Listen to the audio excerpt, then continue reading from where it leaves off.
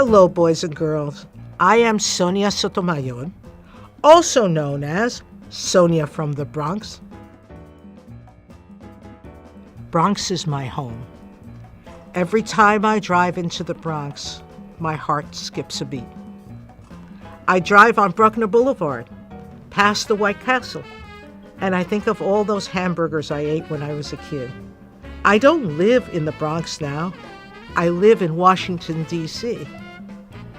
But home is where your heart is. Home is the place that makes experiences for you.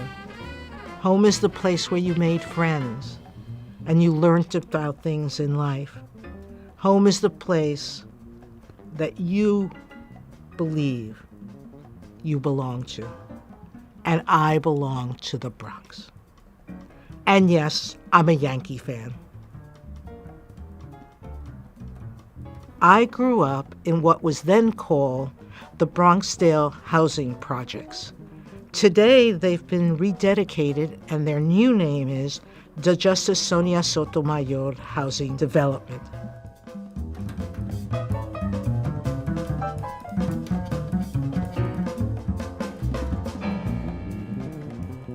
What were my favorite things to do as a kid? I loved reading.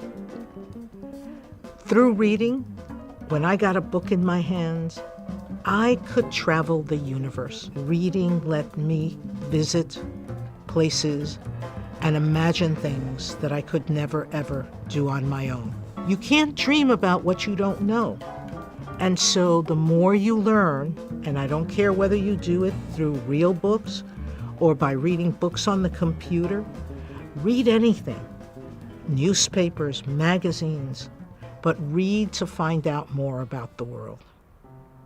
I had some wonderful, fun times when I was a child, but I also had some sad times. When I was 7, they took me to the hospital and found out that I had diabetes. And I have to take injections every day to take care of my condition. That was sad for me because I was different than my cousins and my friends. My dad died when I was 9 years old, and that was really, really sad. My mom cried for almost a year. Sadness makes you appreciate the good times. It makes you realize how lucky you are when good things happen to you. They teach you how to take care of yourself because my diabetes has taught me how to be more healthy, how to eat healthy, how to exercise regularly. Losing my father taught me how to be more conscious of how special the people I love are in my life. You have to sometimes cry when you're sad. Crying is important, but you also have to remember that good times will come. The most direct influence on my dreaming big was my mother. My mom taught me 2 things: go to school, work hard. That was something my mother said almost every day of my life because she believed if I went to school, I could reach my dreams. She was right.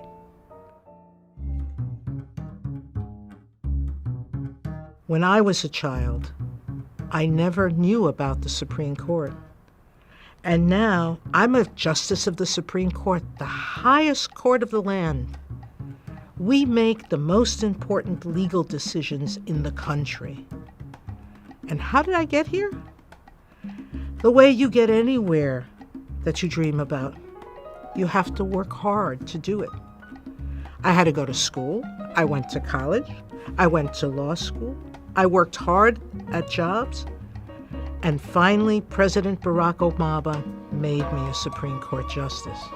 But it wasn't because I did that all by myself. Lots of people helped me get to where I am.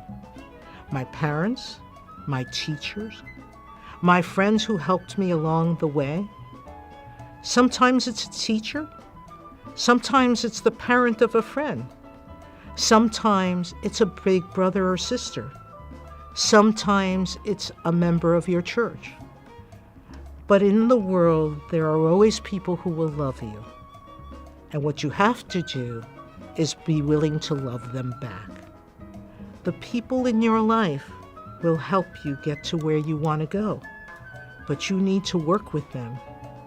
And you need to work hard to make your dreams come true. All of you have an opportunity to become something bigger than you can ever imagine. You can do things that you don't know exist today, but you can do them because you know you're special. You kids are me. I grew up in your neighborhoods. I lived your life. And I know how much promise you have. The more you dream, the harder you'll work, the further you'll go, and the better you'll make your life. Don't ever stop dreaming big.